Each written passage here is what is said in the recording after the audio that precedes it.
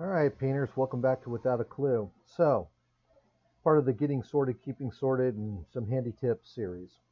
So, we've been talking about paints. I love Vallejo paints. I started with testers, went through all the trials and tribulations of using enamels, went to Model Masters, thought those were great, and still learned how to work my thinners and everything else. And then I found Vallejo, and I was like, oh my word.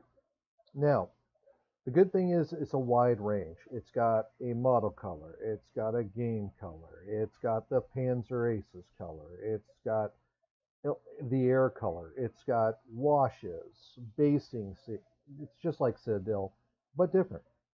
And by the way, Alex Vallejo, great dude.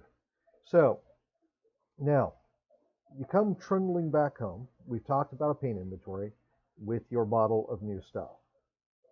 If you'll notice, doo, doo, doo, doo, I go ahead and apply a secondary label. The way my paint trolley works or car carousel works is it's multi-tiered. Well, right here is where the holder lip comes on the shelf, and it covers over or obscures the name of the paint. By me putting a label on there, I can see where I'm sitting just by spinning it around what I'm looking for. But let's pretend this is a brand new bottle. First thing I do, bring it home, grab the smartphone, open up my little paint inventory on my phone, make the proper notation, add it in.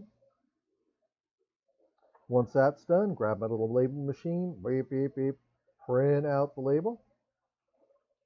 And then I have these little stainless steel ball bearings that I drop one of them into the paint. It's real simple. If you're a little frightened or you haven't done this before, all you have to do is just wiggle this nozzle back and forth after you take off the lid, and it'll come out, drop a ball bearing on, press the nozzle back on. So, pros and cons. If you're a shaker, it'll help. It'll help agitate it. Um, the other problem is when you turn it upside down, guess where the ball bearing went? Blocked your hole. So all of a sudden, when you're forcing and forcing and trying to get it on your wet palette or your palette, next thing you know is bleh.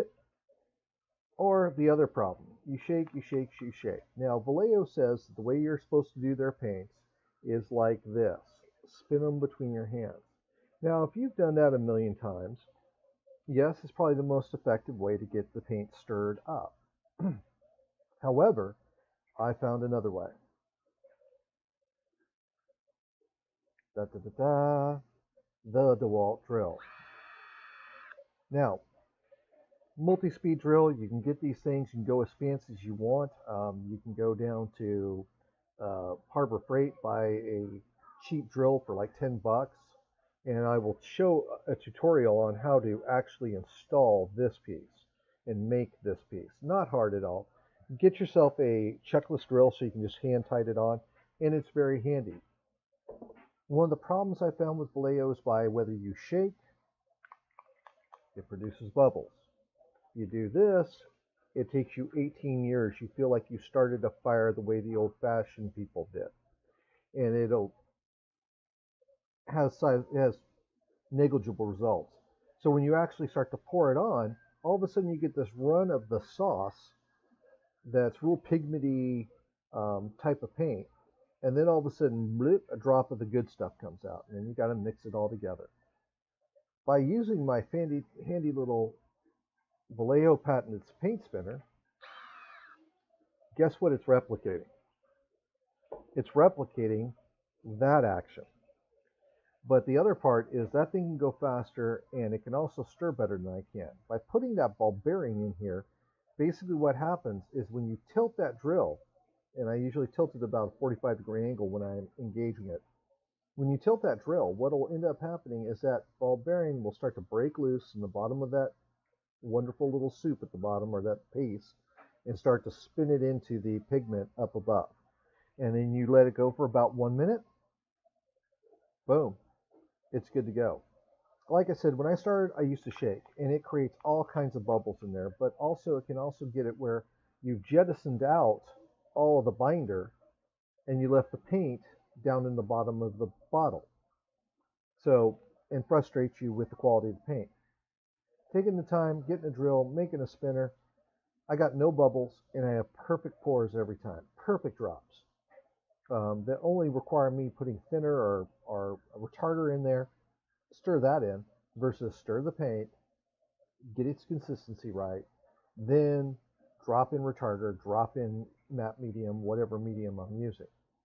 So just a real quick video on how to take care of your paints. Another thing, after you're done using them, take a cloth, wipe the top, reseal. Trust me, it makes it a lot nicer. If your caps get boogered, where there's a bunch of junk in the bottom of the cap, perfect size. That little nipple right there is the same size as a Q-tip. You can clean them up. Remember, they're water-based, that quick. So that's how I take care of my paints. That's how I prep them for my paint system for me to be able to use them and see them quickly. If you like the video, go ahead and give the thumbs up and subscribe to the channel. Have a great day.